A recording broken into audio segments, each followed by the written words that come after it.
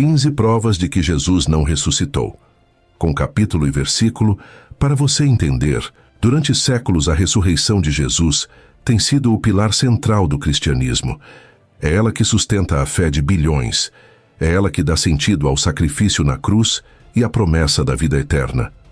Mas, e se tudo isso não passar de uma construção teológica? Uma narrativa manipulada, reescrita e adaptada, conforme interesses religiosos e políticos da época? Neste conteúdo revelador, vamos mergulhar profundamente nos próprios textos bíblicos, sim, capítulo e versículo, para expor 15 provas contundentes de que a ressurreição de Jesus não aconteceu. Isso mesmo, vamos usar a própria Bíblia para mostrar as contradições, omissões e falhas que muitos líderes religiosos preferem ignorar. Prepare-se para analisar. Porque os relatos da ressurreição são completamente diferentes em cada evangelho. Porque Paulo, o maior defensor do Cristo ressuscitado, nunca fala de um túmulo vazio. Porque há passagens que negam claramente a ressurreição física. E porque os próprios discípulos duvidaram e resistiram em acreditar. Nada aqui será baseado em achismos, doutrinas ou opiniões pessoais. Tudo será exposto com base no próprio texto sagrado, mostrando que, ao contrário do que é pregado nos púlpitos, a Bíblia não é unânime nem clara sobre esse suposto milagre central. Se você tem coragem de questionar, de pensar fora da caixa e encarar a verdade que ninguém quer ouvir, este texto é para você. 1. Evangelhos se contradizem sobre quem foi ao túmulo. Mateus 28, 1. Marcos 16, 1.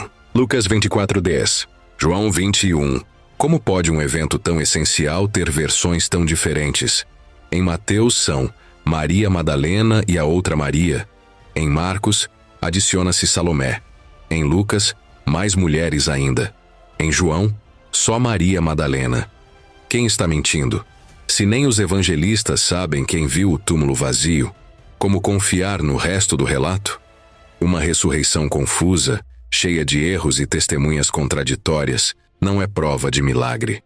É prova de má construção narrativa. 2. As descrições da aparência de Jesus ressuscitado não batem. João 20, 14, 16. Lucas 24, 15, 16, 31. Marcos 16, 12. Nos relatos, Jesus aparece, mas ninguém o reconhece. Maria pensa que é o jardineiro. Os discípulos de Emaús andam com ele e não percebem. Em Marcos, Jesus aparece com outra aparência. Se ele era o mesmo Jesus ressuscitado, por que ninguém conseguia reconhecê-lo? Será que era outro homem? Uma alucinação? Um símbolo? Essas diferenças sugerem mais um mito sendo construído do que um evento real. 3.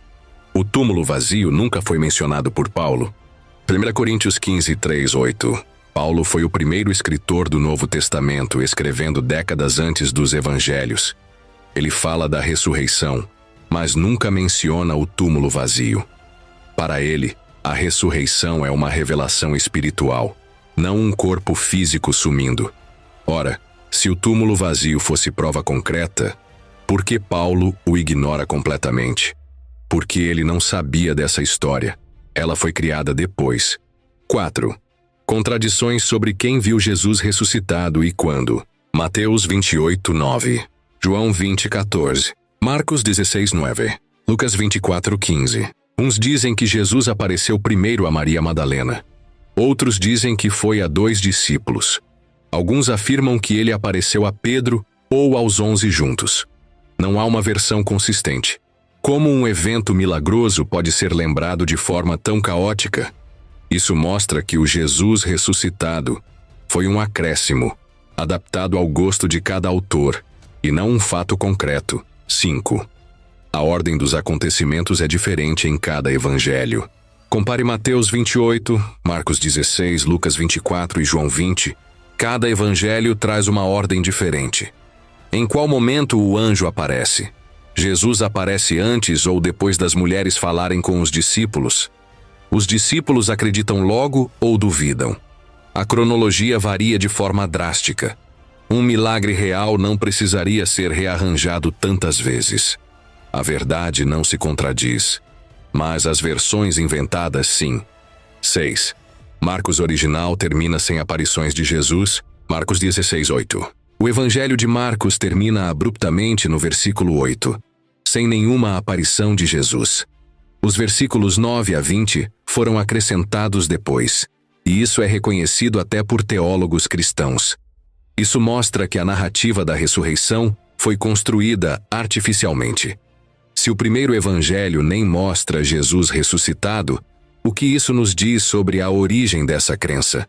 7. Jesus contradiz sua própria profecia de ressuscitar após 3 dias e 3 noites. Mateus 12:40. Jesus diz que ficará 3 dias e 3 noites no coração da terra. Mas ele morre numa sexta e ressuscita no domingo de manhã. Isso dá, no máximo, 2 dias e 2 noites. Nem a própria matemática da Bíblia sustenta o milagre. Se ele errou até isso, como podemos confiar no resto? 8. Os discípulos duvidaram, mesmo vendo Jesus, Mateus 28:17, Lucas 24:41. Mesmo supostamente vendo Jesus em carne e osso, alguns ainda duvidaram. Isso é profundamente revelador. Se até quem supostamente estava lá duvidou, por que devemos crer agora, 2000 anos depois, apenas com base em textos contraditórios? 9. Os judeus da época não acreditaram na ressurreição, Atos 4:1-3. Se Jesus realmente tivesse ressuscitado, isso seria a maior evidência divina diante dos próprios judeus. No entanto, os líderes religiosos da época não acreditaram, nem o povo se converteu em massa. Será que eles sabiam que era mentira? Que era apenas boato? A rejeição imediata e coletiva dos que estavam lá levanta sérias dúvidas. 10. A ressurreição é descrita com incoerência física. João 20:19 entra com portas trancadas. João 20:27 tem feridas físicas. Jesus atravessa paredes, mas ao mesmo tempo carrega feridas físicas. Ele é espírito ou corpo físico? Os textos não conseguem decidir. Isso revela que o Jesus ressuscitado é um personagem híbrido, um ser mitológico tentando parecer real. Uma construção simbólica, não literal. 11. Os evangelhos foram escritos muito tempo depois. Nenhuma direta, mas consenso histórico. Marcos 170 depois de Cristo, João 100 depois de Cristo. Os evangelhos foram escritos de 40 a 70 anos após a suposta ressurreição. Isso permitiu que a história fosse alterada, recontada e mitificada. Quanto mais o tempo passa, mais se distorce a verdade. E isso foi o que aconteceu com o mito da ressurreição. 12. O próprio Jesus nega a ideia de ser espírito. Lucas 24:39. Jesus diz: um espírito não tem carne nem ossos, como vedes que eu tenho. Mas se ele foi glorificado, transformado e imortal, por que precisa provar que ainda tem carne? A tentativa desesperada de materializar a aparição mostra que estavam tentando convencer céticos da época. E nós, hoje, continuamos sendo alvo dessa encenação. 13. A alegada aparição a 500 irmãos é citada apenas por Paulo. 1 Coríntios 15:6. Paulo fala que Jesus apareceu a mais de 500 irmãos de uma só vez. Mas isso não aparece em nenhum outro lugar. Nenhum evangelho menciona isso. Nenhum relato judaico, romano ou cristão primitivo confirma esse número. Será que Paulo inventou? Ou acreditou num boato? 14. Jesus teria sido ressuscitado por quem? Atos 2:24. Se Jesus era Deus, por que ele precisaria ser ressuscitado por outro? O versículo diz que Deus o ressuscitou. Mas se Jesus é o próprio Deus, essa afirmação desmonta a Trindade e mostra que há contradições até na base teológica. Não há lógica entre ser o autor da vida e ao mesmo tempo morto e ressuscitado por outro. 15. A ressurreição nunca foi registrada por historiadores da época. Nenhuma menção direta em Flávio Joséfo, Tácito, Suetônio, Plínio. Se alguém ressuscitasse publicamente, isso seria um fenômeno inegável. Mas nenhum historiador contemporâneo ao evento menciona isso. Os grandes registros da época, judeus, romanos e pagãos, silenciam completamente. Isso mostra que ou não aconteceu, ou foi tão irrelevante que ninguém notou. Diante de tudo isso, só há uma conclusão lógica e inevitável. Se você ainda acredita que Jesus ressuscitou, você não está acreditando com base em fatos, provas ou coerência. Você está preso. Preso dentro da matrix da fé cega, dos dogmas religiosos que foram programados em você desde a infância. Não por maldade, mas por um sistema milenar que vive e se sustenta da sua devoção. Você foi ensinado a não questionar, a aceitar sem pensar, a temer o inferno e obedecer líderes religiosos como se fossem os únicos guardiões da verdade. E é assim que a ilusão da ressurreição se perpetua. Não como um fato, mas como um controle mental. A matrix religiosa não permite dúvida. Ela não tolera perguntas. Porque ela sabe que, se você investigar por conta própria, se você ler os textos com olhos livres e mente aberta, tudo desmorona.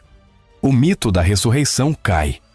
A figura divina de Jesus se torna apenas mais um personagem na longa lista de deuses que morreram e voltaram. A verdade é que a ressurreição de Jesus não resiste à análise honesta. Ela só sobrevive dentro das paredes da fé, onde a razão é deixada do lado de fora. E se você ainda defende esse evento como literal, físico e inquestionável, não é porque ele é real, é porque você foi condicionado a acreditar que é. Mas há uma saída. A mesma que tantos antes de você encontraram. Questionar, investigar, enxergar além do que foi imposto, libertar-se da culpa, do medo, do pecado herdado, e entender que viver com liberdade intelectual é muito mais poderoso do que viver preso a uma promessa que nunca se concretizou. A verdade não precisa ser protegida com ameaças de condenação. Ela se sustenta sozinha. O mito não. O mito precisa de dogmas, de fé cega, de repressão ao pensamento. Por isso, a escolha é sua. Continuar na programação religiosa. Ou despertar. Despertar não é simples. É doloroso, sim. Porque exige que você enfrente a possibilidade de ter acreditado em uma mentira durante toda a sua vida. Exige que você olhe para trás e veja que muitas das certezas que te ensinaram, com fervor, com autoridade, com medo, não passam de construções humanas, fabricadas, adaptadas, recontadas, reescritas. Mas a dor do despertar é passageira. E o que vem depois dela é libertador. Você começa a perceber que não precisa mais de um salvador morto para se sentir completo. Que não precisa mais viver esperando uma vida após a morte para dar sentido à sua existência. Que não é necessário crer em milagres para viver com propósito. A verdade é que a sua liberdade intelectual sempre esteve aí dentro. Apenas soterrada por anos de catequese, pregações, tradições familiares e medo do castigo divino. Mas agora, com fatos em mãos, com as contradições da Bíblia expostas à luz do dia, você pode fazer o que muitos não têm coragem: romper com o mito e abraçar a verdade. E não, isso não significa viver sem ética, sem amor ou sem sentido. Significa viver com lucidez, com responsabilidade, com consciência. Porque quando você deixa de esperar que um Salvador venha te resgatar, você passa a se tornar responsável pela sua própria vida. E isso é imensamente mais poderoso do que qualquer promessa celestial. Religiões precisam que você continue acreditando que é fraco, que é pecador, que está perdido e que precisa ser salvo. Porque enquanto você pensar assim, você será controlável. Mas quando você finalmente entende que não há ninguém voltando dos mortos para te libertar, é aí que você realmente começa a viver. Portanto, se ainda acredita na ressurreição de Jesus como um evento literal e histórico, entenda, você não está acreditando por fé, está acreditando por condicionamento. E a sua fé, nesse caso, é apenas uma cela decorada, bonita por fora, mas que te impede de enxergar o mundo como ele realmente é. Você não precisa mais dessa prisão mental. Você pode sair. Você pode pensar. Você pode questionar. A escolha, como sempre, é sua.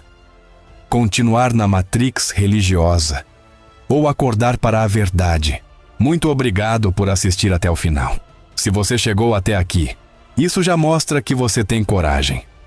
Coragem de encarar verdades difíceis, de questionar o que foi imposto, de olhar para além das cortinas da fé tradicional. Meu nome é Orlando e minha missão aqui não é atacar sua crença, sua história ou sua espiritualidade. É provocar o pensamento, abrir caminhos para a reflexão e te convidar a sair da zona de conforto mental, onde tantos vivem sem nunca perceber. Neste vídeo, mostramos que a história da ressurreição de Jesus, tão central para o cristianismo, não se sustenta quando colocada sob análise lógica, histórica e textual. Não é um ataque à fé, é uma defesa da razão. E se isso te fez pensar, então já valeu a pena. Tem muito mais vindo por aí. Vamos continuar quebrando as correntes da ignorância, desmascarando mitos e revelando o que a religião escondeu por séculos. Porque só quem tem coragem de encarar a verdade de frente é realmente livre. Nos vemos no próximo vídeo. Até lá! Continue pensando, continue buscando. E acima de tudo, continue acordado.